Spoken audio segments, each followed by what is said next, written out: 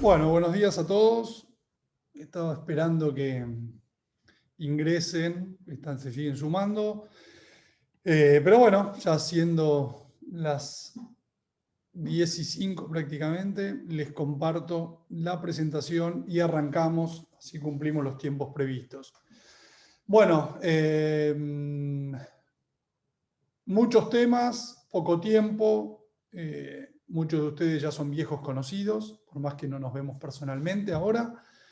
Veo los nombres acá y ya nos conocemos y sé que están en las charlas, con lo cual, de nuevo, repito algo que vengo repitiendo en las últimas charlas: muchos de los temas se tocarán superficialmente porque ya han sido tocados profundamente en algún momento, de manera tal que nos permita tener tiempo para algunas cosas o ideas nuevas.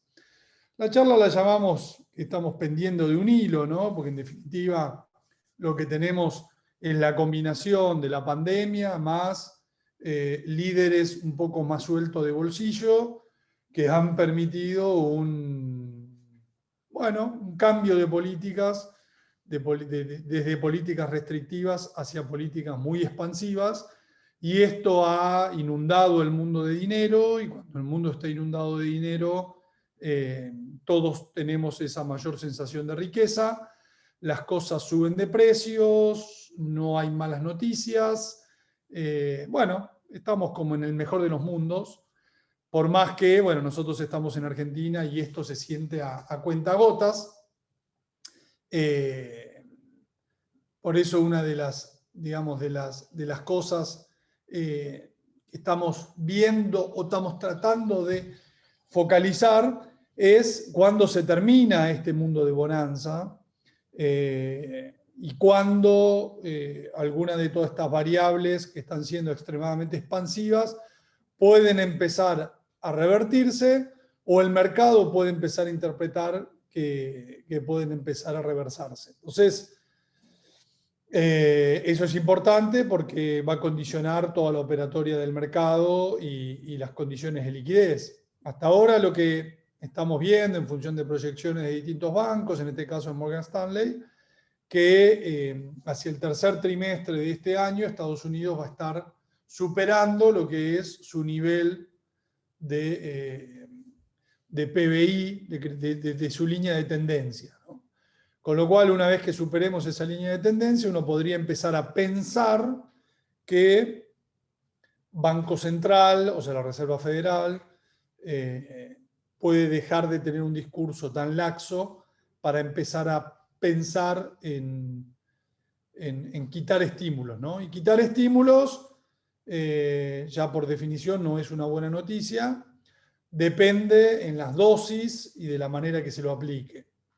Y también va a depender de si el mercado le deja quitar los estímulos, ¿no? Entonces, será importante de acá o a fin de año, y sobre todo a partir del tercer y cuarto trimestre, ver algún potencial cambio de discurso, palabra o acciones de parte de la Reserva Federal.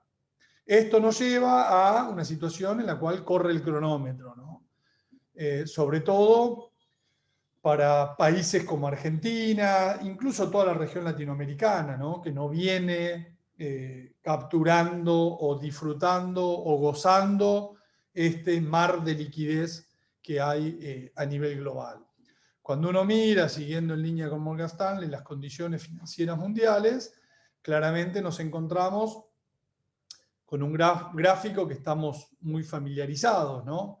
En el sentido de que uno repasa dos momentos malos que hemos tenido últimamente, que son a partir del 2014, que cuando esto sube, sale de abajo y se va para arriba, tuvimos todo Latinoamérica, ¿no? Latinoamérica en realidad y lo sufre muchísimo, Argentina también, y a partir del 2018, que es cuando empieza la suba de tasas de la Fed, que es cuando se termina el gobierno de Macri prácticamente, con la reversión de las condiciones globales internacionales.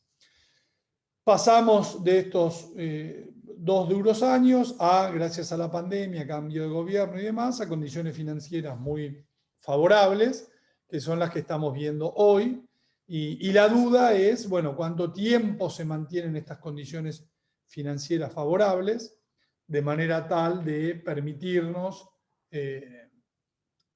no sé, 1, 2, 3 o 4 o 5 años buenos, como pueden haber sido los años posteriores a la salida de la gran crisis, que si bien hubo un par de periodos donde las condiciones se pusieron un poquito más estrechas, en realidad este indicador siempre estuvo más cerca del piso que del techo. Entonces siempre se habla de la gran década del 2000, de la gran crisis, pero después de los buenos años que fueron del 2009 al 2014, con algunos sobresaltos en el medio. A partir del 2014 la cosa sí ya se complicó definitivamente.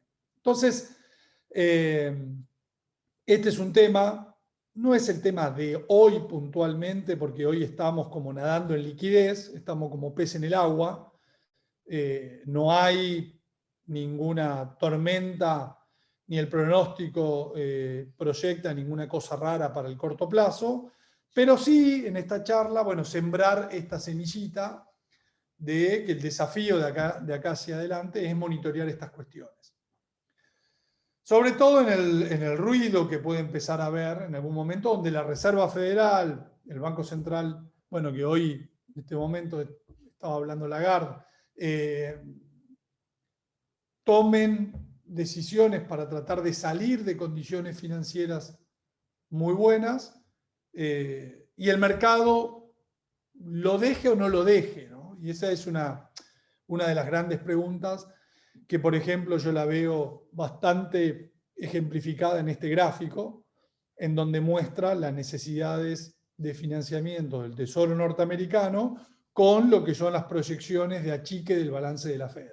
Entonces, en el medio acá hay un gap que no sabemos cómo se va a cerrar, porque vemos en retirada en el último tiempo a los extranjeros y al público en general, que ya no financia al Tesoro norteamericano. ¿Por qué? Porque tiene un déficit fiscal gigantesco, ya tiene un nivel de deuda gigantesco, y hay dudas en relación al nivel de represión financiera que va a aplicar Estados Unidos, ¿no? Los argentinos conocemos muy bien lo que es la represión financiera, que básicamente es tener tasas de interés reales negativas, que hace que tu moneda se desvalorice. Eso no es común de ver en la potencia mundial y la moneda reserva de valor. Nos tenemos que ir a la década del 60, pero bueno, en la década del 60 todavía estábamos en patrón oro, que se rompe en el 71. Así que estamos en un mundo distinto, sin patrón oro, con una moneda reserva de valor que va perdiendo mercado a nivel mundial y que tiene muy grandes desafíos porque esta pandemia ha provocado un salto de deuda exponencial del soberano, de los subsoberanos en Estados Unidos, de las corporaciones en Estados Unidos, y hacia adelante representa un enorme desafío. ¿Que ese stock de deuda se va a poder financiar con tasas de interés reales negativas? Entonces hay una duda en relación a lo que plantee la Fed hacia adelante y lo que puede efectivamente terminar haciendo. No vaya a ser que plantee que quiere achicar el balance y termine teniendo que ampliar el balance para poder comprar treasuries que financien al Tesoro norteamericano. El 50% de la deuda de Estados Unidos vence en los próximos 3 años. Y fíjense que estamos empezando a mirar a la principal potencia mundial como un país emergente, ¿no? Es decir, la típica crisis emergente, en donde empieza a haber dudas sobre tu capacidad de roleo. No porque Estados Unidos no tenga capacidad de emitir moneda para rolear, pero bueno, si emite moneda, va a tener que seguir ampliando el balance de la Fed. Y si sigue ampliando el balance de la Fed, va a seguir bajando el valor del dólar. Entonces, hay un trade-off, un equilibrio, que es el desafío que tienen por delante los reguladores y los gobernantes en Estados Unidos, que es un trade-off entre tasa de interés y valor de la moneda. El último ejemplo sencillo que tenemos de corto plazo es en Brasil, en donde financió el COVID con emisión monetaria, con déficit fiscal, perdón, no con emisión monetaria, con déficit fiscal, financiado en reales, y bajó mucho la tasa de interés. Entonces la moneda perdió mucho valor. Ahora empiezan a corregir eso y la moneda empieza a recuperarse. También con un criterio de responsabilidad fiscal, ¿no? Porque el financiamiento o el déficit fiscal por la segunda ola es, o se prevé que vaya a ser de un cuarto de lo que fue el déficit fiscal por la primera ola. Entonces, ¿cuál es el compromiso fiscal de Estados Unidos? Si sigue Biden, dele que te dele con sus proyectos, bueno, y no hay un ancla fiscal, va a ser muy difícil subir las tasas de interés y achicar el balance de la Fed, lo cual seguramente lleve a una mayor destrucción del valor del dólar. Entonces ahí hay un trade-off muy complejo, que no hemos visto en las últimas décadas, que algunos, como algo de esto hemos hablado en algunas otras charlas, como Ray Dalio, que tiene estos gráficos muy divertidos, muestra incluso que en ese proceso Estados Unidos puede terminar con un control de capitales, porque va a ser tan desordenado el proceso de salida del dólar que en algún momento pueden cerrarse los grifos para que la cosa sea un poco más ordenada. ¿Por qué? Porque los números de Estados Unidos son muy malos en términos de déficit fiscal, en términos de déficit de cuenta corriente, de expansión de agregados monetarios, de olas de ayuda fiscal, primera ola, segunda ola, cosa que por ejemplo Europa no está haciendo. Todo financiado con tasas de interés reales nominales y reales negativas. Reales negativas, nominales muy bajas. No vistas muchas de todas estas cosas desde la Segunda Guerra Mundial, y eso debilita los fundamentos norteamericanos, creando claramente importantes desequilibrios y problemas.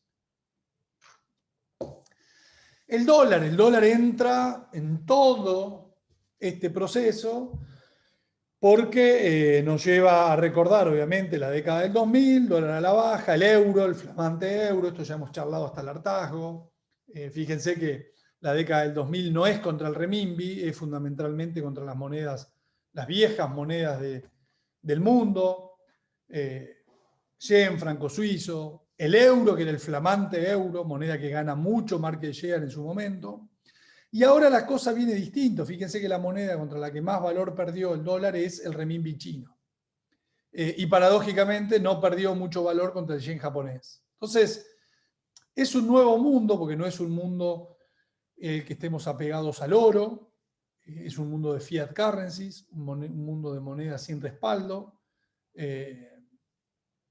Y esto hoy nos presenta el enorme desafío de que el dólar se tiene que devaluar, pero no tiene contra qué devaluarse, porque todas las monedas son iguales de malas, entre comillas, y es casi una carrera de perros, a ver cuál es el menos malo. Del otro lado tenemos el renminbi, que el renminbi sería la gran moneda ganadora y lo viene siendo, pero lo viene siendo de una manera muy controlada, porque no es una moneda convertible, es una moneda en donde la cuenta de capital de China está controlada, está cerrada, está manejada, administrada, entonces no va a sufrir lo que observamos con el euro durante la década del 2000, que pasó de 0,90 a 1,60. No vamos a ver eso en China.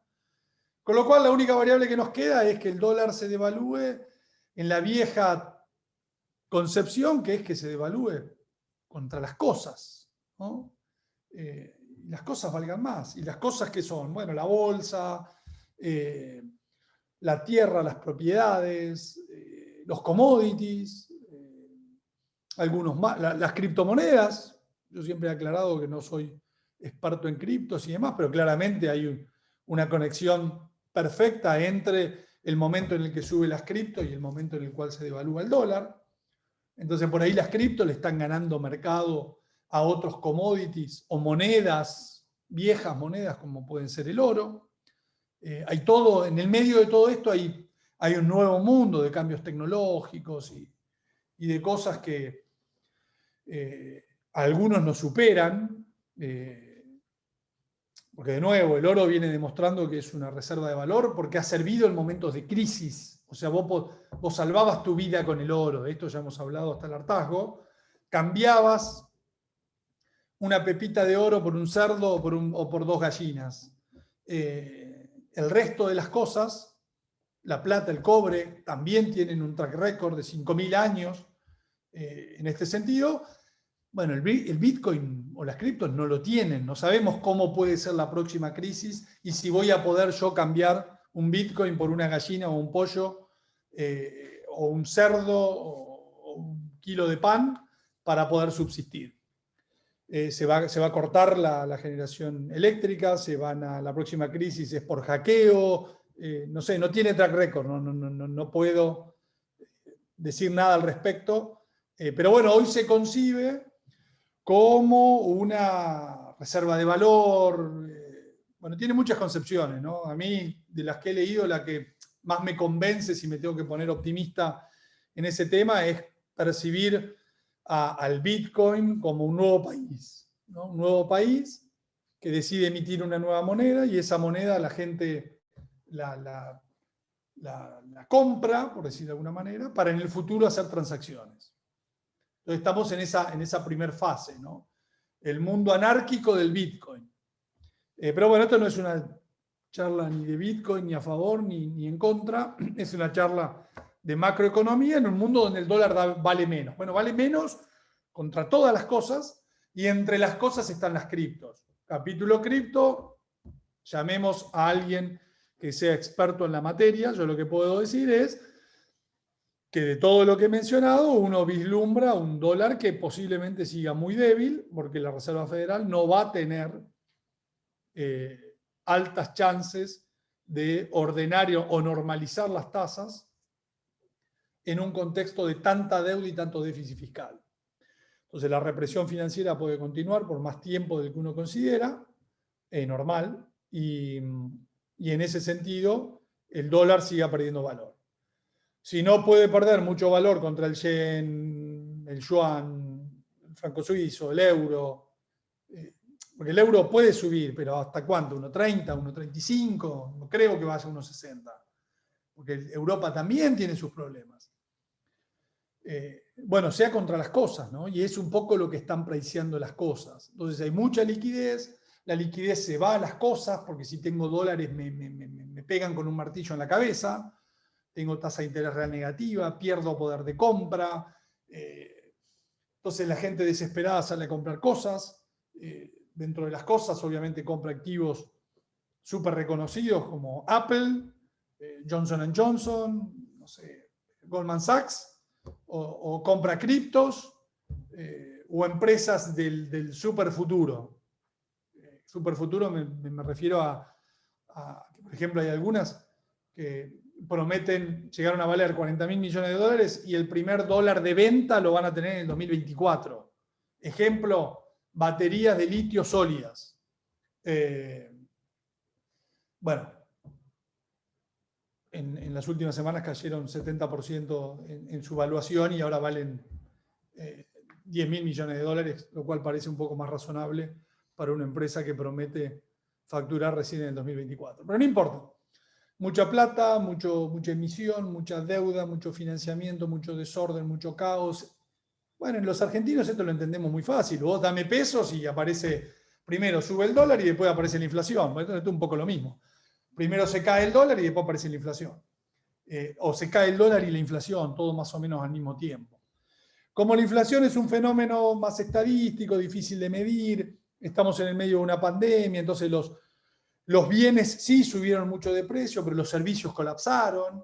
Hoy uno puede ir a un hotel 5 estrellas por un cuarto de la plata que costaba antes. Disney está cerrado y cuando abra Disney va a valer mucho menos de lo que valía antes. Puedo ir a cenar por precios que son mucho más baratos de lo que eran antes. Entonces la inflación es un promedio de un montón de cosas, donde hay deflación en un montón de sectores por la pandemia. Hay algo de inflación en el sector servicios, sector bienes, todo eso se compensa. Bueno, en fin. Ya todos sabemos eso. Entonces, las empresas, hay más plata, la gente consume más, venden más, ganan más. Por ende, las ganancias van para arriba, y si las ganancias van para arriba, la bolsa va para arriba. Entonces ya sabemos que hay una conexión total. Hay momentos donde se desconectan, como por ejemplo fue producto de la baja de impuestos de Trump. Menciono esto y de nuevo hay que tener el chip en la cabeza porque Biden va a subir los impuestos. Por ahora no lo puede hacer porque ni siquiera tiene el consenso entre los demócratas. Pero cuando suba los impuestos vamos a tener este desacople, pero al revés, ¿no? Porque las ganancias en vez de subir tanto van a bajar. Y es muy probable que el índice tenga que, depende del contexto, lateralizarse, bajar, producto de que las ganancias empiezan a ir para abajo porque, o dejan de subir porque hay una mayor presión impositiva. Así que tema de nuevo para tener en la cabeza. Así que el mercado en términos generales viene haciendo esto, ¿no? Economía en recuperación, vacunas súper exitosas, perspectiva de normalización en un mundo de políticas ampliamente expansivas. Desde el punto de vista fiscal, viva la pepa con Biden y este nuevo pensamiento mundial de asistencia a los sectores más vulnerables, de no dejar que nadie se caiga. O sea, una visión totalmente opuesta a la de 1930, ¿no? Que fue sangre, sudor y lágrimas. Eso se financia con algo, con emisión monetaria. La emisión monetaria, el mercado es limitado para comprarla, con lo cual el que está activamente comprando es la Fed. Bueno, todo eso tiene un problema que es la caída del dólar. Y bueno, y ahí es donde viene el trade-off a futuro que a todos nos enloquece en cómo pensarlos y los problemas que va a estar generando hacia adelante. En el medio, la plata fue rotando, lo hemos charlado esto, que hablábamos de lo atractivo que estaban las tecnológicas, pero las tecnológicas viejas, los viejos fierros, las Microsoft, Apple, Amazon. ¿Por qué? Porque no subían desde junio, septiembre del año pasado. Bueno, han subido mucho en las últimas semanas. Y por el contrario, la plata salió, por ejemplo, de los petardos, de las acciones que más subieron cuando gana Biden, y viene toda esta agenda del cambio climático. Entonces, las NIO, las PLAG, las QS, qué sé yo, y tantas otras que están vinculadas a este fabuloso sector que tiene un montón de futuro, pero bueno, como siempre los mercados exageran. Vemos acá, por ejemplo, la cotización de NIO o la cotización de PLAG. PLAG es hidrógeno. Bueno, volviendo, por ejemplo, PLAG a su vieja tendencia, ¿no? más normal, sacando esta burbuja, como que hubo una breve y alocada burbuja que ha depurado, depende del papel, entre un 30 y un 80%. En estos días empezamos a ver alguna formación de piso en algunos papeles. Acá, por ejemplo, NIO intentando armar un piso y cortar esta oblicua. PLAG, bueno, acá apoyada también en esta oblicua bajista, aunque todavía no cortó la tendencia de corrección. Por ahí para mirar a aquellos que tienen ganas de hacer algo muy especulativo, en un mundo donde hay mucha liquidez todavía, donde la Fed promete que va a continuar la fiesta, puede por ahí este sector recuperar algo del brillo perdido. Justo está la cumbre del cambio climático, así que todo esto vuelve a cobrar vigencia. El ETF del sector es el ICLN, que es el de Clean Energy. Hay empresas de otra calidad, ¿no?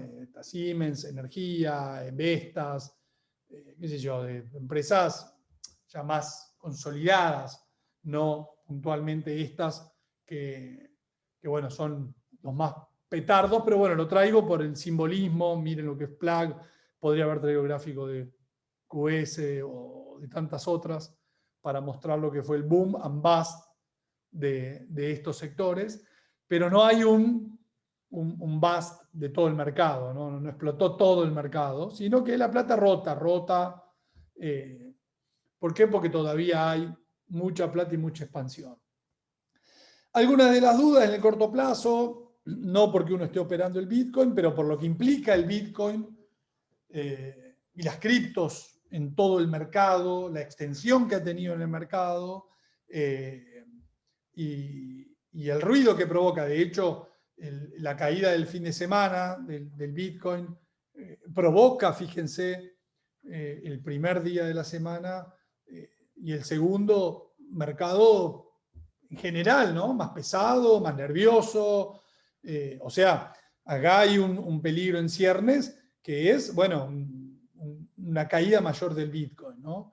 En donde nosotros no somos especialistas en análisis técnico, pero vamos siguiendo lo que dicen los especialistas, que alertan sobre el corte de esta oblicua y cómo los picos, ¿no? en el rally, recordemos que el Bitcoin valía $10.000, nada antes de que gane Biden.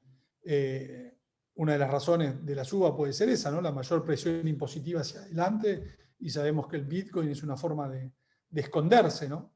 Después también viene todo el tema del boom de la liquidez, del sector también de clean energy, de todo lo nuevo, lo revolucionario, los fondos, los ARK, en sus distintas versiones, los Teslas,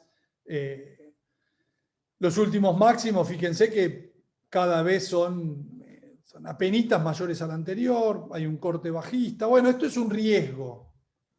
Es un riesgo que tiene el mercado. Por ejemplo, el mercado aceptó y toleró muy bien lo que fue la explosión de la burbuja de Clean Energy. Bancó muy bien la baja de Tesla, bancó muy bien la baja de todo el sector, de muchos papeles petardos. Eso es una buena noticia. Y bueno, hay una duda acá, ¿no? ¿Cómo banca un potencial ruido? No digo, no sé, el Bitcoin puede valer 200.000 o puede valer cero, no tengo ni idea, no sé todavía lo que es. Sigo en un enorme debate acerca de lo que es. Cuando valía 3, 4.000 dólares lo analicé y dije, no sé lo que es, por ende no lo compro. Me equivoqué, ¿no? Definitivamente. Pero bueno, es algo que está cada vez más extendido, con mucho pedal, con mucho... me contaban anécdotas de gente joven que está en este mundo, que tuvieron que suspender sus vacaciones del fin de semana por margin calls y por un montón de cosas, producto en ese mercado, ¿no? Que opera las 24 horas del día. Posiciones, claro, apalancadas, compradas en Bitcoin, cayendo 10%. Bueno, pasan cosas y nada, por suerte ha querido como ir para abajo, ha vuelto, está como aguantando, y me parece que en términos del mercado en general es una muy buena noticia. Yendo a lo nuestro, commodities, volvemos con este gráfico, fuerte suba de commodities, que en realidad lo único que han hecho es volver a los niveles precrisis, o sea que la tendencia sigue siendo la que venimos hablando de largo plazo. Por la cual los productores de commodities siguen tan mal. Desde el 2008, como les dije antes, desde el 2014, que fue lo peor, porque si uno compara sacando la burbuja del 2008, los niveles del 2006, a donde estábamos en el 2014, los commodities no estaban tan mal. El S&P había subido, pero no valía mucho más que lo que valía antes de la corrección. Pero bueno, a partir sobre todo del 2014, tomamos dos rumbos distintos, con el mundo que siguió progresando, creciendo, mejorando, los commodities se destruyeron. En la destrucción de los commodities, Latinoamérica pierde mercado, pierde protagonismo, pierde flujos, pierde interés, pierde todo. Recordemos que a partir de acá viene el colapso de muchos gobiernos latinoamericanos, el colapso sobre todo de Brasil, con la salida de Dilma, el real que pasa de 1,5 a 4, colapso de Venezuela, hasta, me animo a decir, los problemas sociales en Chile, ¿no? En una economía más organizada. Perú cambió 5 presidentes, pasaron cosas. En el medio nosotros tuvimos un alivio por lo que fue la esperanza que generó el gobierno de Macri, con una entrada de mucha plata especulativa que nos sirvió como un respirador artificial en un momento muy malo, y después nos cayó las generales de la ley. Ahora, en todo este proceso, sobre todo a partir del 2014, lo que hemos visto es un dólar fuerte, ¿no? Entonces, retomamos con lo primero que dije: dólar débil, problemas fiscales, problemas monetarios, dudas a nivel mundial, muchos portafolios que están llenos de dólares. ¿En qué tienen su plata ustedes? Siempre todo el mundo la mira en dólares. Dólares, dólares, dólares. Bueno, eso ya lo hemos dicho ya por una charla a mitad del año pasado. Señores, cambien su visión, empiecen a mirar su portafolio como una canasta de monedas, tengan dólar canadiense, australiano. Bueno, el que me hizo caso ganó un montón de plata, porque el canadiense, el australiano, el renminbi raliaron un montón. Porque es un mundo mucho menos dólar centrista, es una economía norteamericana con muchos más problemas, si bien, como dice Warren Buffett, el que apuesta a una crisis norteamericana ha perdido. Bueno, los números, como muestra Ray Dalio, que está en las antípodas, los números de Estados Unidos son complicados y generan algún temor en relación a que Estados Unidos, que viene perdiendo market share con el dólar a nivel mundial, y lo sigue haciendo, y lo debería seguir haciendo. Con lo cual, ahí es donde viene la gran esperanza latinoamericana, ¿no? Pendemos de un hilo, porque estamos como veleta para donde sopla el mundo. La verdad que nos viene soplando el mundo en contra desde hace ya 12 años, y puntualmente muy en contra en los últimos 6-7 años. En el medio nosotros no lo vimos por lo de Macri,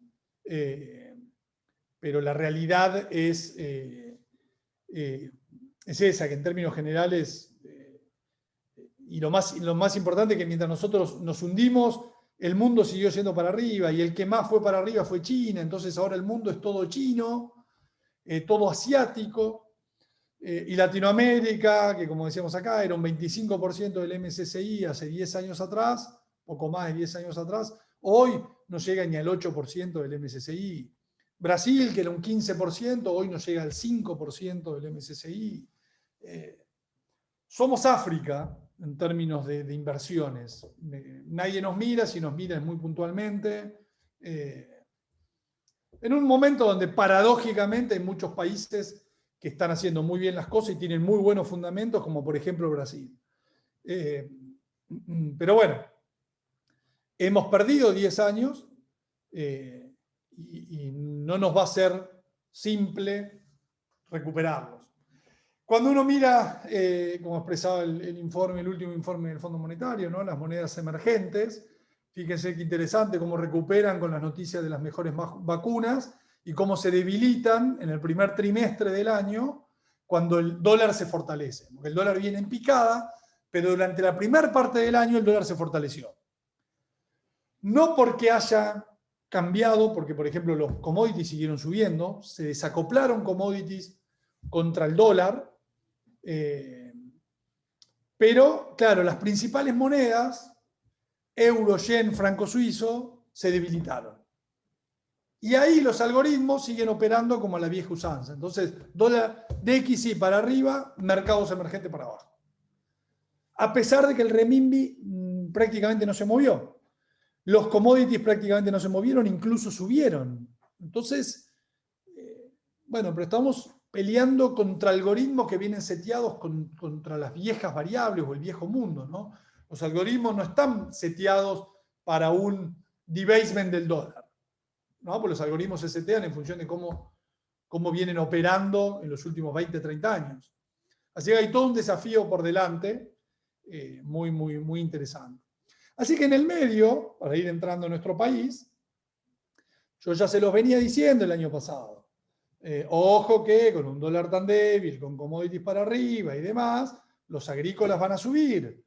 Y de hecho me quedé cortísimo, porque en ese momento la soja estaba acá abajo y decíamos, se va a ir a 4.50, se va a ir a 4.80, bueno, se fue a 550. El maíz tardó un poco más y salió de un lateral profundo, que fíjense que este lateral data del año 2014, que justamente fechas que mencionábamos anteriormente, y ¡pum! Vuela el maíz a precios que no veíamos desde la última gran paliza que yo llamo, que fue la del 2014 en adelante. Más allá de quién te haya gobernado, Latinoamérica se comió una gran paliza producto de la estrepitosa caída de los commodities, que no fue ni más ni menos que una consecuencia del fortalecimiento del dólar a nivel mundial. Así que ahora estamos en las antípodas.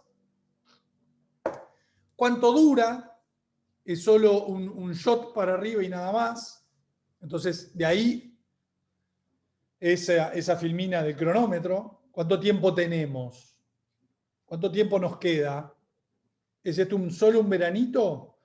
Bueno, no tengo la respuesta, ojalá la tuviese. Que tengo un escenario base, mi escenario base o nuestro escenario base es el de un dólar débil por bastante tiempo y que Estados Unidos no va a poder salir tan fácil de sus condiciones monetarias laxas y que es muy probable que termine haciendo lo que están haciendo Australia o Japón, que es targeteando las tasas largas. Es decir, en un punto cuando las tasas largas suban a determinado nivel, es muy probable que la Reserva Federal tenga que decir, como puede ser en Japón la de 10 años o en Australia la de 3 años, que diga, no, bueno, la tasa de 3 años no pasa de tal nivel. Para lo cual no va a poder achicar el balance, va a tener que seguir comprando balance. ¿Por qué? Porque todos vamos a vender treasuries y alguien los tiene que comprar para que no suba la tasa. Si eso sucede, bueno, ahí podemos tener otro resbalón fuerte del dólar. Si eso sucede, los commodities no van a bajar, porque los commodities tienen que seguir altos. Entonces, la pregunta, donde hay un escenario base de precios altos de commodities, algo de ruido o bastante ruido en la última parte del año, esto no va a ser sencillo, esto de que la Fed va a querer ir para un lado y el mercado lo va a testear, eso nos va a generar mucha volatilidad y ruido, tendremos que estar atentos y tratar de surfear la ola. Cuando la Fed intente hacer esto, el dólar va a mejorar, nos va a meter ruido en los commodities, se nos van a caer los precios nuestros de nuestros activos. Pero cuando no lo pueda hacer, vamos a rebotar fuerte y bueno, van a venir tiempos turbulentos hacia adelante, pero que sí, en términos generales, nos auguran precios de commodities que ya hayan dejado atrás 12 años de fuerte caída o 7 años de una malaria permanente, puede haber un cambio para Latinoamérica. Y puede haber un cambio para Latinoamérica y por ende puede haber un cambio para Argentina. Que Argentina hace todo mal, dentro de Latinoamérica tenemos los países que hacen todo bien, como son, por ejemplo, bueno, Chile, con sus enormes desafíos de la reforma constitucional y lo que salga ahí. Perú hasta ahora que venía muy bien y ahora nos encontramos con un Pato Gallareta en segunda vuelta, con dos candidatos que en donde se supone que lo que puede terminar ganando es el voto blanco o nulo. Así que le auguro al próximo presidente de Perú corta vida como los presidentes anteriores. Ahí hay casi como un sistema parlamentario, ¿no? En donde el Congreso seguramente no le van a terminar gustando si gana Fujimori las medidas de derecha que pueda llegar a poner, o no sé, liberar al padre, o si gana Castillo lo que pueden llegar a ser medidas prácticamente comunistas. Tampoco el Congreso las va a aprobar, con lo cual ahí va a haber bastante ruido. El país que, por más que tiene mala prensa, porque tiene un presidente que es medio cachafaz, pero el país que sigue haciendo todo bien es Brasil. Lamentablemente para los que no les gusta Bolsonaro, pero sigue transitando el camino del equilibrio, ¿no? El año pasado creo que se fueron de mambo con la asistencia fiscal, 600 reales para todo el mundo, bueno, este año son 150, 280 para los más afectados, con un mayor control fiscal, una economía que ya recuperó todo lo perdido en la pandemia, y una economía que viene el primer trimestre del año, a pesar de la segunda ola, viene expandiéndose a un ritmo que nadie lo pensaba. Salieron los datos de PBI de febrero espectaculares, 1.7 de crecimiento contra enero. Salieron los datos de recaudación de marzo, increíble, el mejor marzo de la historia de todo Brasil. con bueno, fabulosos términos de intercambio, no tiene deuda extranjera, no tiene deuda externa en dólares, sus empresas no están endeudadas en dólares. Pensemos en la Petrobras quebrada, en Siderurgia Nacional quebrada, en Vale muy comprometida, de hace una década atrás, nada que ver hoy. Así que esas son para mí las mejores historias. Y Argentina, bueno, Argentina, viene el mundo, dicen Japón y Argentina, bueno, Argentina, ¿no? Ahora, luchando también contra la segunda ola, sin vacunas, prometiendo la producción propia, que decimos que va a ser la única producción latinoamericana, cuando es mentira. Brasil básicamente se autoabastece de vacuna con 2 laboratorios. Y ahí vamos, luchando con la pandemia. Que, de nuevo, uno prende la televisión en Argentina o en Brasil, parece que es la peor pandemia manejada en cualquier país del mundo. No vemos cosas muy distintas que las vistas en otros países del mundo. La verdad que ahora la segunda ola de Argentina es llamativamente poderosa. En Brasil no vemos en casos ninguna cosa rara por cada millón de habitantes, que por ejemplo no se ve en Europa. Incluso en Europa hemos visto por momentos olas mayores.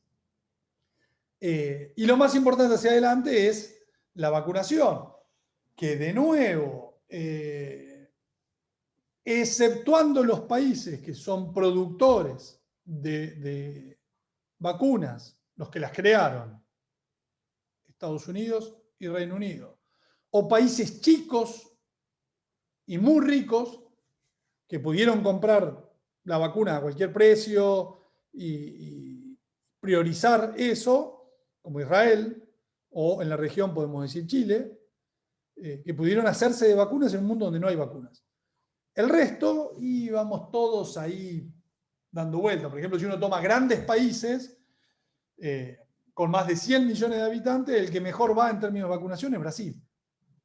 Y resulta que le quieren hacer juicio político a Bolsonaro por la falta de vacunación en un país con tanta población como Brasil. Si uno lo compara con Europa, ¿no? Europa, estamos hablando del primer mundo, no estamos tan lejos de Europa. Y de hecho nos separa esta distancia el comienzo de la vacunación, en donde nuestros países tardaron, ¿no? Obviamente en conseguir dosis, en moverse, pero ahora vemos niveles de vacunación. Estos son de Our Working Data, y la verdad que los datos tardan bastante en ponerse bien. Por ejemplo, esta baja violenta de Brasil es porque el último dato está mal. No vemos un nivel de vacunación que acá estemos en 0,1% y Europa estén en 2%. O sea, por momento estamos ahí, palo y palo con Europa. Bueno, si nos vamos a comparar con Estados Unidos, obviamente, pero no hay país del mundo que se compare con Estados Unidos y esté bien.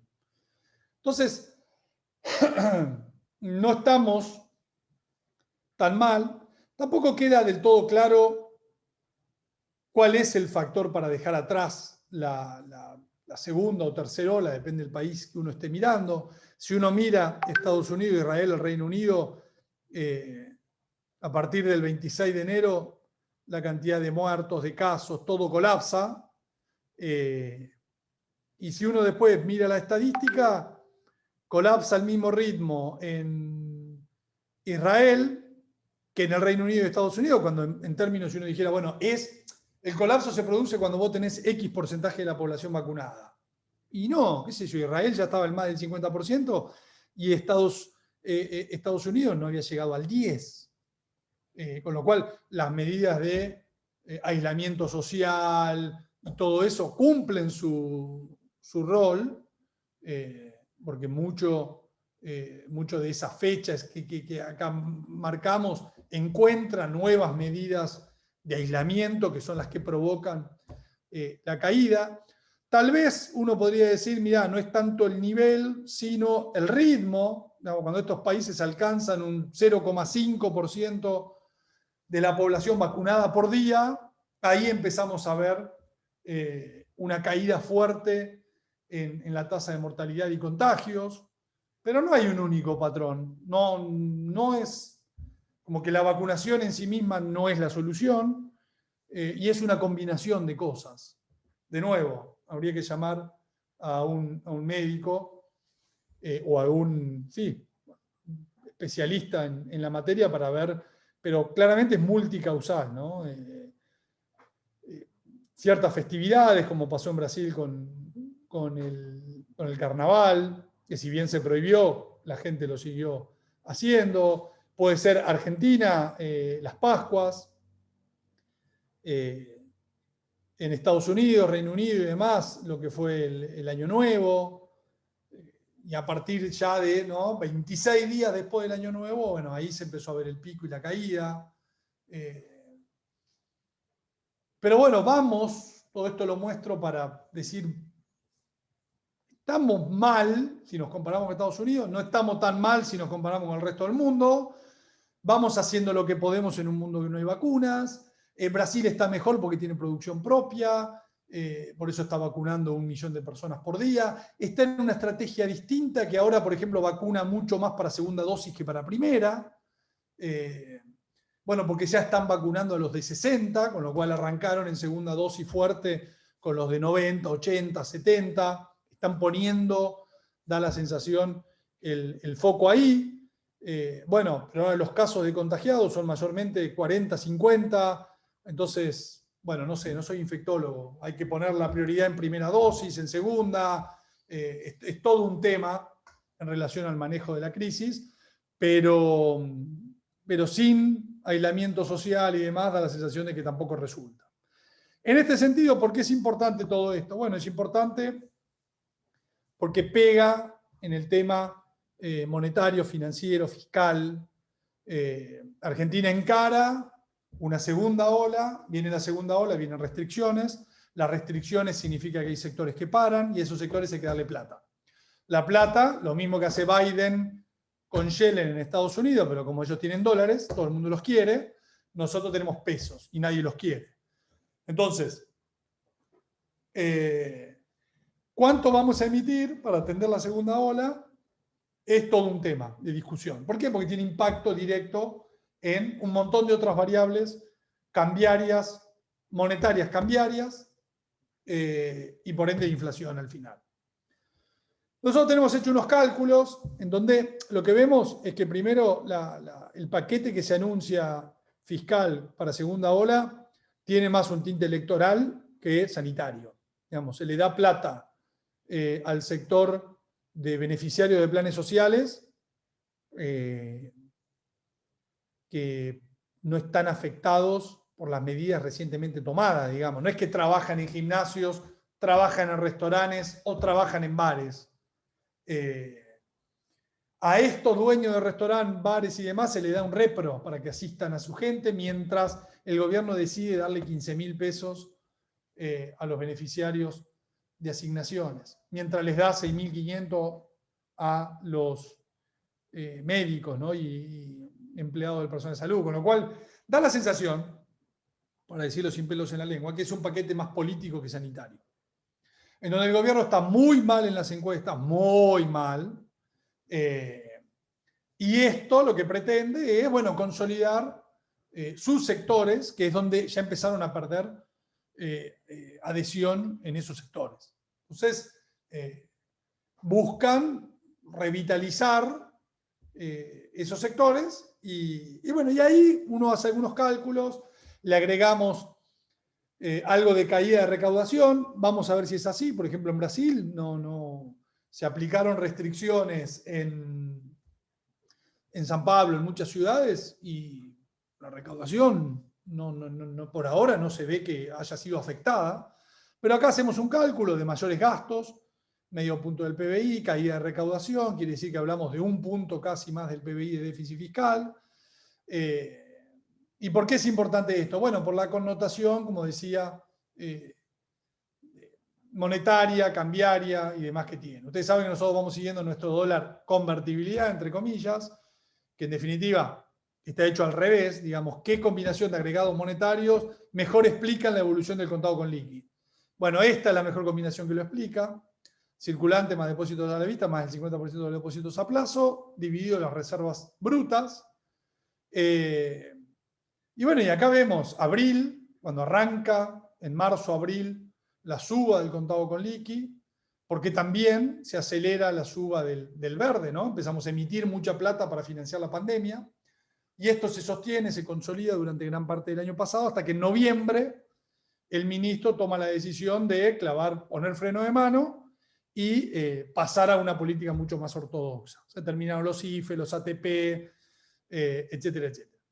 El mercado se volvió loco, preció una hiper, ya esto lo charlamos, la hiper se fue de mambo, no iba a haber hiper, en un contexto global como el que preveíamos, de soja de $500.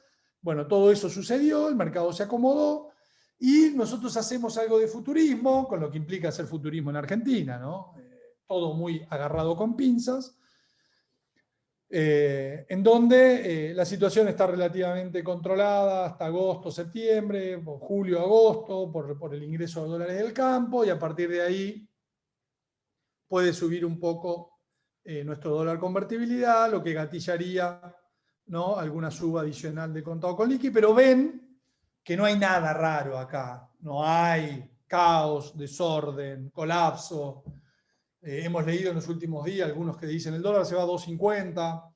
Bueno, de nuevo, va a depender de muchas variables. Si uno supone que acá tenemos un gasto o la COVID, que es lo anunciado más un par de cosas más, y tenemos entre caída de recaudación y más gasto, unos 300.000 millones de pesos. Bueno, deberíamos estar en este escenario, siempre y cuando se mantenga el contexto global. Recuerden que a fin de año les dije, ojo, que puede llegar a haber volatilidad, Fed, vamos a ver ahí cómo se disputa esa cuestión. Entonces, no vemos hoy nuestro escenario base, así como en este momento decíamos, señores, que dolarizarse porque toda esta emisión de peso va, y hacíamos cálculos de cuánto podía costar la pandemia, y nos llevaban a recomendar fuertemente la dolarización. Hoy no estamos en ese escenario, mientras veamos un manejo político razonable de la pandemia. Es decir, que Guzmán le dé plata a la política, como pasó ahora, pero le dé un monto razonable. Después la otra pregunta es, ¿por qué ahora está 10, 20 pesos abajo de donde debería estar según tu modelo? Bueno, hay también temas para conversar en este sentido, que fundamentalmente tienen que ver con cosas que cambiaron. No vamos a volver a ver la volatilidad de esta que vimos en abril y octubre del año pasado, sencillamente por un cúmulo de razones. Una, el dólar hoy ya es un 20% más caro que lo que era antes de la primera ola. Es decir, antes de que se produzca esta primera ola, cuando uno mira el poder de compra del dólar, ya está un escalón arriba, ¿no? Como primera medida. Segunda medida, en este momento del tiempo, el gobierno estaba peleando para normalizar la curva de pesos. Recuerden, gran trade también hicimos el año pasado, apostar a que se pagaba la curva de pesos. En ese momento había fondos internacionales por unos 12, 14 mil millones de dólares que tenían deuda doméstica. Hoy tienen solamente 3 mil millones de dólares. Algunos lo ven como noticia negativa. Todavía hay 3 mil millones de dólares. Es una noticia extremadamente positiva. Les queda muy poco y están saliendo de una manera muy ordenada. Entonces, segunda razón, el stock de inversores tóxicos, por decirlo de alguna manera, que te generan cosas raras, bajó a un cuarto de lo que era. El mercado está mucho más saneado, mucho más consolidado, mucho más puro que lo que estaba antes. Tercero, en este momento la Argentina estaba en default. Por ende, en un gobierno que interviene no tenían con qué intervenir, porque no tenían instrumentos con los cuales intervenir. Se hizo el exitoso, diría el ministro, canje de deuda, que más allá de ese debate, ya lo hemos charlado y directamente hoy de bonos en dólares no voy a hablar, porque ya además me estoy quedando sin tiempo, 2 minutos termino.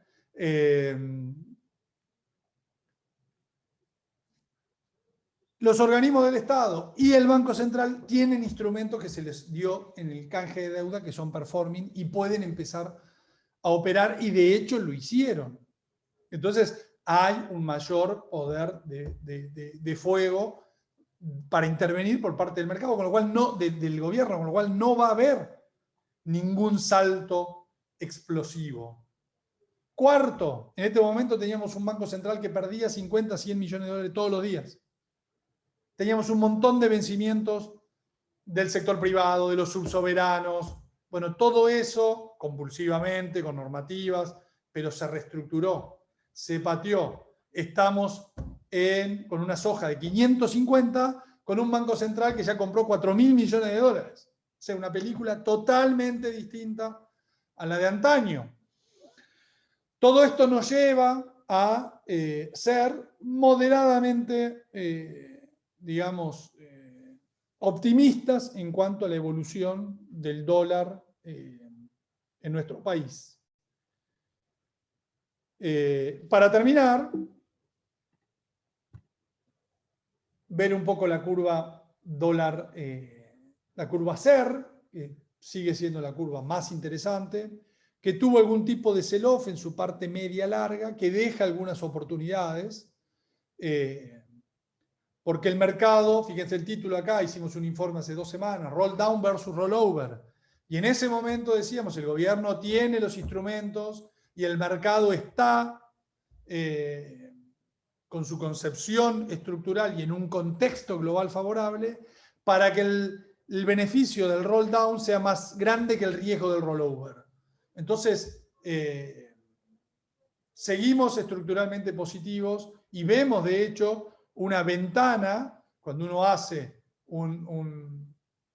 una paridad de tasas versus dónde se puede mover el contado con liqui, bueno, dependiendo cómo estén las carteras, para aprovechar esta suba que tuvo el contado con liqui, desde niveles que eran muy bajos, 140, ya nos fuimos arriba de 150, los bonos SER ajustaron y tienen tasas más interesantes para algún posicionamiento. ¿Dónde me posiciono? Bueno, depende del riesgo que vos quieras tomar. No es lo mismo posicionarse en un TX22, que a mí particularmente me gusta como posición conservadora de carry, porque está antes de todo lo que se está emitiendo ahora, y rápidamente va a reemplazar a estos bonos que vencen próximamente. Entonces se va a caer mucho en la curva, lo cual es muy positivo. Y es posible que el resto de la curva quede por arriba, porque el mercado sigue evaluando este tema del rollover. Así que, nada, con esto termino. Las conclusiones las fui diciendo mientras hablábamos, de manera tal de dar lugar a las preguntas. Que paso a leer. Perdón, pero tengo preguntas en los 2 lugares. En preguntas y en chat. Así que arranco con preguntas. ¿Hay burbujas? ¿Algún ejemplo? Bueno, esto lo pusieron apenas empezaba. Creo que mencioné ya claramente algunos ejemplos que, por ejemplo, tuvimos en Clean Energy, que ya explotaron. El comportamiento de muchas criptomonedas es de tipo burbuja, definiendo una burbuja por una suba exponencial de los precios sin ninguna, digamos, explicación o argumento atrás. Puede que una empresa minera suba un montón porque descubrió, qué sé yo, cobre, pero no es el caso, digamos. ¿Cómo van a evolucionar los ARC? Son fondos de altísimo riesgo, o sea, es innovación. En innovación uno compra futuro. Qué sé yo, hay cosas súper interesantes, baterías de litio, pero yo no pago como valían hace 2 meses 40.000 millones de dólares una empresa que va a facturar $1 en el 2024. Entonces, me parece que en todo lo que es Clean Energy yo soy positivo. En los ARC Fund hay un montón de otras cosas. Por ejemplo, no creo que Tesla se vaya a quedar con todo el mercado automotor del mundo, no lo veo. Me parece que hay algunas cosas que están exageradas. Hay algunos papeles que ponderan un montón en estos ARC Funds. donde ahora, por ejemplo, tienen una posición muy importante en este mercado, el segundo mayor mercado que opera criptos, el Coinbase. Soy más selectivo, me gustan cosas sí vinculadas con las nuevas tecnologías aplicadas al clean energy, porque veo que las políticas van por ese lado. Si las políticas van por ese lado, los negocios y las inversiones van a ir para ese lado. Todo lo que tiene que ver con 5G también me parece muy, muy bueno, pero diferencio un poco. No soy de los que compran ARK for the future, lo veo más como de trading que otras cosas. ¿Qué está pasando en China? Nada, China se desacopló mucho con el resto. En el mismo momento que emergente se desacopló cuando el dólar se fortaleció. Entonces, de nuevo, esa vieja conexión dólar emergente que no va más. Pero en China se agregó el tema de lo de Alibaba, ¿no? El gobierno metiéndose en las compañías. Uno sabe que en Estados Unidos el gobierno no se mete en las compañías, creo que eso va a cambiar, pero sí estamos acostumbrados. Ejemplo, lo que pasó en Petrobras cuando Bolsonaro decidió no renovar mandato a Castelo Branco, ¿no? El papel cayó muy fuerte, intromisión del Estado, por más que ahora Silva Luna, que es el nuevo presidente, promete seguir con la paridad de importación. Bueno, esto es lo mismo. China es un nuevo esquema, no estamos más en esta democracia capitalista libertaria. El mundo está dividido en dos. Y ahora no es capitalismo contra comunismo, ahora es autocracia contra democracia. O sea, las autocracias son capitalistas, pero las autocracias intervienen. Entonces, es muy atractivo China, pero tiene esta cuestión, ¿no? Que se te pueden meter en tu compañía y eso te afecta la evaluación. Segundo, está la guerra Estados Unidos-China con el famoso desliste de las compañías chinas de la bolsa norteamericana. Eso también te quita algún tema atractivo. Así que las cosas pasan fundamentalmente por ahí. Me siguen preguntando por los ARK. No soy especialista en ARK. De hecho, no sabía que había ARK con tantas letras. ARK W, ARK R. Sé que ahora hay un ARK X, que a mí lo del espacio me gusta muchísimo, pero las empresas que integran ese ARK X no son precisamente, digamos, de las más divertidas. Como siempre digo, Elon Musk te vende Tesla, pero no te vende Starlink. O sea, no te vende la joya de la abuela, que es la que uno le quiere comprar. Che, a mí vendeme Starlink o vendeme SpaceX. No me vendas Tesla. Bueno, no, esas se las queda para él y sus inversores, y Tesla sí la abrió para el resto del mundo. Seguimos. Exposición a canasta de monedas. Y bueno, es largo tema. Hemos dado una charla entera de ese tema, pero te diría hoy que tenés que tener una exposición a las principales monedas, pero tenés que tener un foco muy importante en Asia y en China, lo cual no es fácil, porque como dije antes, tiene la cuenta capital cerrada, pero bueno, conseguir bonos nominados en renminbis, eso te lleva a una exposición a ese tipo de monedas. ¿Cómo se le explica la diferencia de brecha entre legislaciones 30, 38, 41? Principalmente hay intervenciones del gobierno en determinada legislación, y ahí tenés, creo, la principal explicación de la brecha que hay entre los bonos en dólares argentinos. Monedas ganadoras y perdedoras. ¿Qué análisis hacen del Bitcoin? Me parece que ya hablé también bastante. Esta fue una pregunta hecha al principio. Bancos argentinos, price earning y demás. Yo no miro ningún banco argentino por fundamento porque están básicamente... la palabra intervenido es una palabra dura que no refleja la realidad, pero dependen de la regulación del central, que hoy no les es favorable, con lo cual te gustan los bancos, andá por bancos brasileños, no vayas por bancos argentinos. ¿Querés tener exposición en Argentina? Lo que he dicho en otras charlas, Loma, Vista, Aluar, Ternium. para lo que está pasando en el sector de las empresas de aluminio en el mundo, Alor está regalada.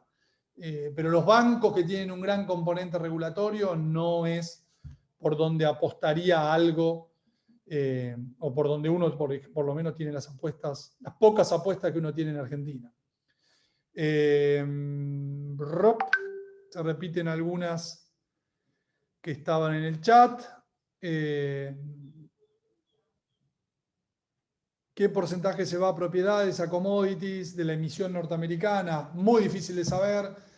Los que son viejos en esta charla, he recomendado en su momento empresas, por ejemplo, de campos monocultivos como FPI, Farmland Partners, Boló, Gladstone, que tiene granjas en Estados Unidos. Valía nada, 7, 8 dólares. Yo la vendí en 15, vale 20. O sea, las propiedades siguen subiendo en lo que son campos. ¿Por qué? Porque están subiendo los commodities y porque no tienen el problema de la renta. Por ahí lo que faltaría, si uno quiere hacer una apuesta dólar bajista que no me implique comprar cosas muy caras, bueno, sería ir más al mercado de las propiedades, porque ahí está todo el problema de que las grandes rentadoras como UDR,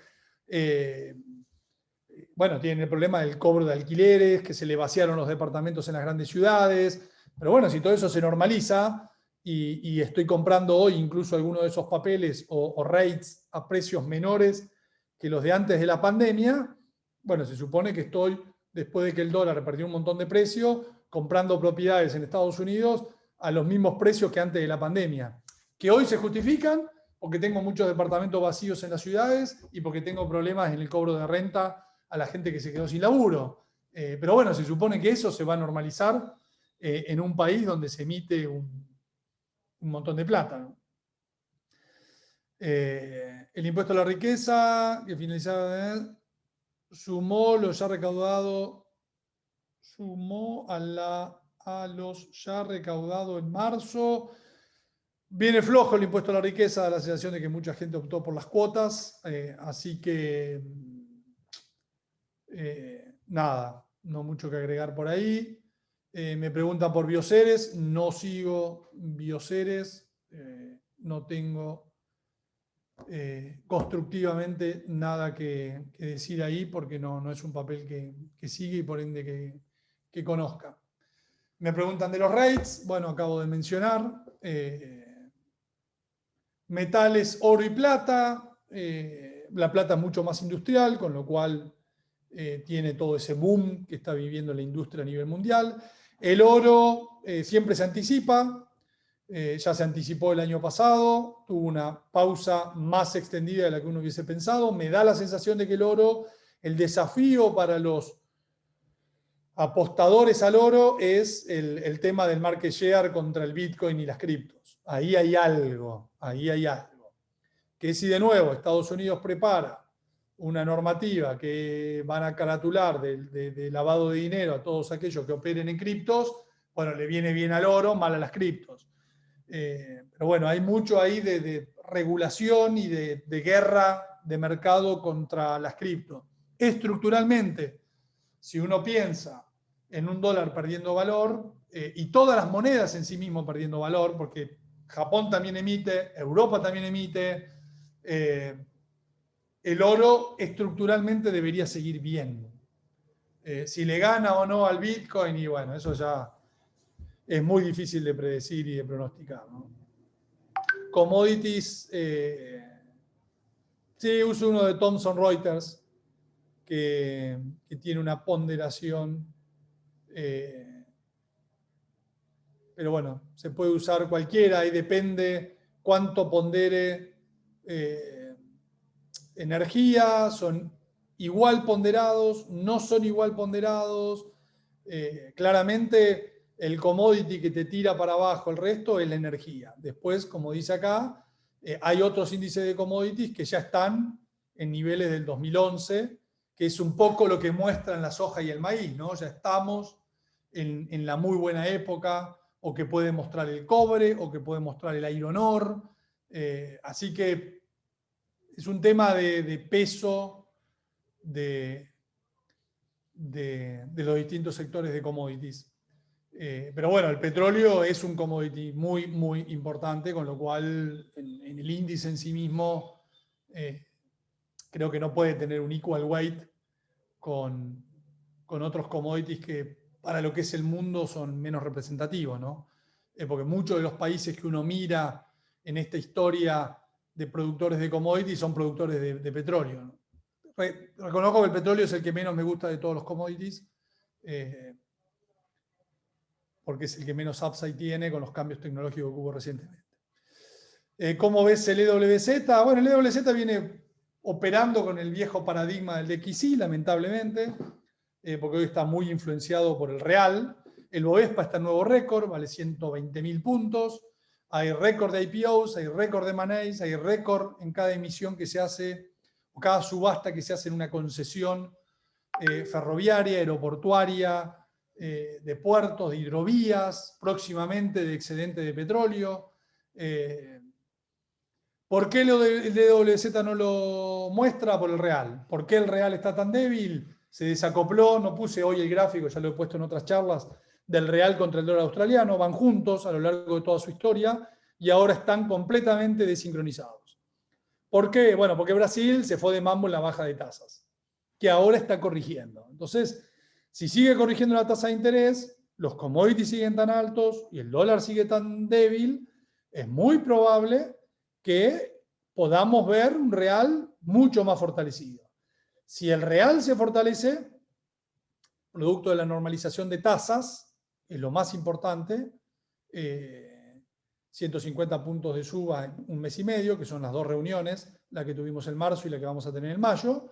Ya vamos a una tasa de 3,5, con una expectativa de tasa a fin de año de 5, empezamos a ver un real más normalizado. Entonces, ¿por qué México le va mejor que a Brasil? Porque México tiene tasa de interés real positiva, entonces a su moneda le fue mejor que al real. Desde el punto de vista de política económica, yo comparto más lo que hizo Brasil, y de hecho, para salir de la pobreza, estos países necesitan copiar el modelo asiático, que es el modelo de moneda débil. No me gusta lo que hizo Macri, de pasar a tener una moneda muy fuerte. Prefiero que el crecimiento no atraiga tanto capital especulativo, los procesos sean más largos, pero más sanos, que crear burbujas y cosas artificiales. Así que el EWZ viene muy bien en lo que son componentes accionarios, viene muy mal en lo que es componente moneda y por ende todos los sectores afectados por moneda. Principalmente bancos, ¿no? Los bancos ganan en moneda local, con lo cual, mientras la moneda esté mal, las ganancias medidas en dólares están mal y eso hace que el sector bancario sea un lastre. Si la moneda empieza a recuperar valor, bueno, ahí el sector bancario y los sectores de consumo doméstico, qué sé yo, el McDonald's, o sea, el Arcos Dorados, el Ambev, esos sectores más, no hablamos de los Vales, sí, de Gerdau, que todo eso está en máximos.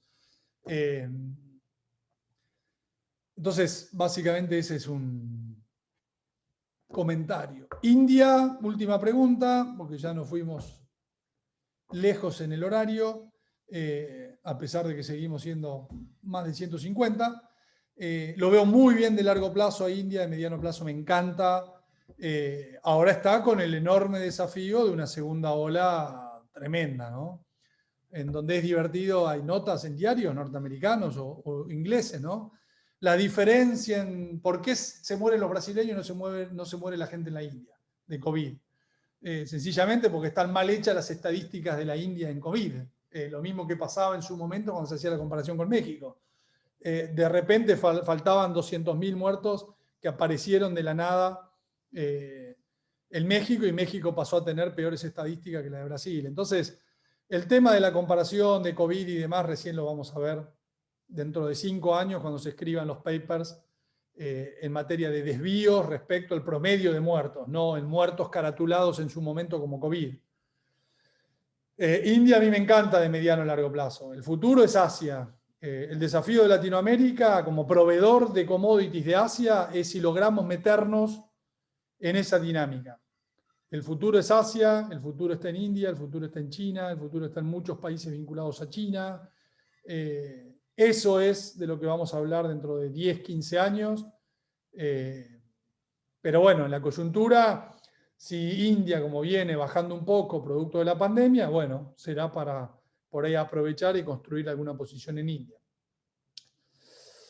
Así que bueno, terminamos por hoy. Hicimos una horita y 20 larga en una presentación extensa y bueno, fuimos respondiendo preguntas, así que le agradezco a todos.